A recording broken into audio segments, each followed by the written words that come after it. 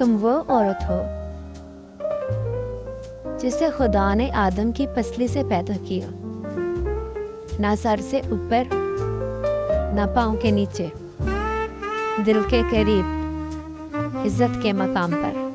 تم وہ عورت ہو جس کے حسن کو بیان کرنے کے لیے خالق کائنات نے چاند ستارے، پھول، خوشبو، جگنو سب تخلیق کیے، اور جب آگ کو تخلیق کیا تو وہ بھی تمہارے سہارے انسان کے لیے قابو میں آئی۔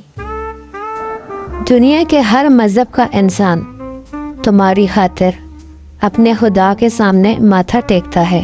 شاعروں نے تمہیں دیوانوں میں لکھا، ادیبیوں نے تمہاری ذات پر لاکھوں صفحے سیاہ کیے، دنیا جہاں کی لائبریریاں بھر دی لیکن تمہارا حق ادا نہ کر سکے، کیونکہ انسان کی تخلیق تو تب مکمل ہوئی جب عورت وجود میں آئی۔